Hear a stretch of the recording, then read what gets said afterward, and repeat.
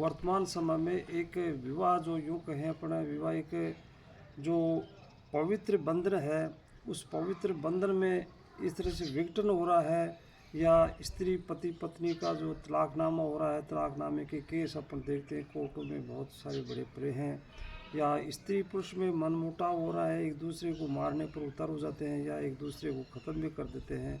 मनमुटाव होकर के इस तरह से झगड़े फसाद होते रहते हैं।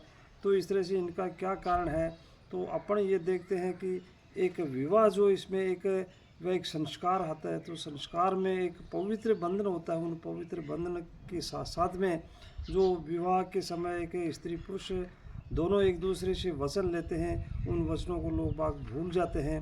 वो वचनों को मैं याद दिलाना चाहता हूँ इस वीडियो के मार्फत।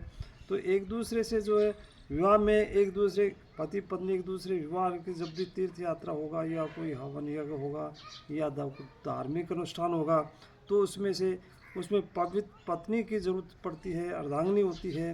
तो उसके ऊपर जब पति ये करना चाहता है, जब भी कहीं जाना चाहता है, यात्रा पे जाना चाहता है, तो उसका वो जो धार्मिक यात्रा जो पूरी नहीं होती, सफल नहीं होती जब तक पत्नी उसके साथ में नहीं होती है, या कोई धार्मिक अनुष्ठान करना होता है, हवन करना होता है, तो पत्नी का होना बहुत ज़रूरी है। भगवान राम ने भी जब रामेश्वरम में एक हवन यज्ञ किया था लंका को विजय प्राप्त करने के लिए, तो उसमें भी सीता उसके साथ में नहीं थी। लेकिन सीता माता को जब रावण नहा के ले गया था, रावण से जो है उसका पुरोहित बन गया था, तो पुरोहित ला करके सीता को लाता है और सीता को पास में बिठा करके यज्ञ हवन कराता है। तो जब उसका यज्ञ हवन सफल हुआ तो भगवान राम का भी। तो निश्चित रूप से ये जो अपन ये धार्मिक अनुष्ठान करते हैं, तो इसमें पत्नी का होना ज़रूरी है।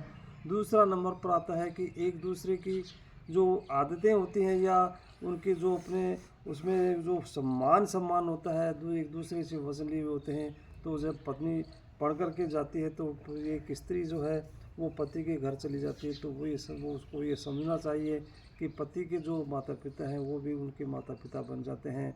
पत्नी उसके से तो उनकी सेवा शुश्रूषा करना उनका धर्म बन जाता है। पति की सेवा करना भी एक पत्नी का धर्म बन जाता है। तो चाहे उसकी युवावस्था हो, प्रौढ़ावस्था हो, वृद्धावस्था हो या कैसा भी हो, उसके लिए जो कहे कि वो उस पति एक भगवान के बराबर होता है। लेकिन उसे पत्नी का भी उस पति का भी एक कर्तव्य बन जाता है कि पति का भी कर्तव्य बन जाता है उसके कि उसी के अनुरूप चले वो।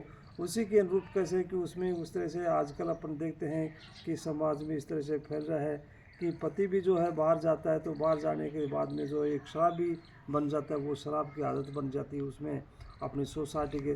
तो शराबी जब होगा तो उसमें झगड़ा फसाद होना स्वाभाविक है। तो शराब के साथ साथ में जुआरी होगा, जुआरी भी होते हैं, तो जुआरी भी होने के साथ साथ उसमें परिवार में जो है झगड़े फसाद निश्चित होंगे।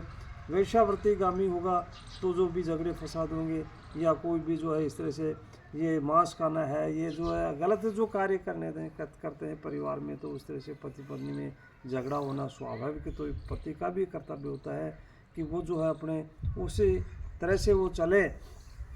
उसमें बाद में आता है कि जब अपन जो इसमें देखते हैं कि पति एक दूसरे का सम्मान करेंगे, तो परिवार में जो कोई किसी प्रकार का मनमुटाव नहीं होगा, और जो विवाह बंधन जो एक लंबे समय तक चल पाएगा।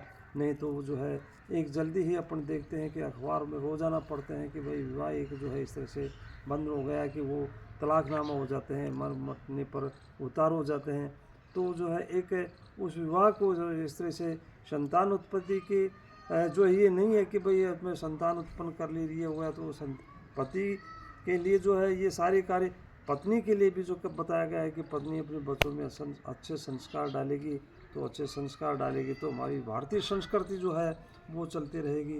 और भारतीय संस्कृति में तो ये जो सारी चीज़ें आती हैं, तो सब भारतीय संस्कृति एक विदेशों में भी जो है इसका चलन है, या विदेशों में भी इसको अपना रहे हैं, इस तरह से करते रहेंगे।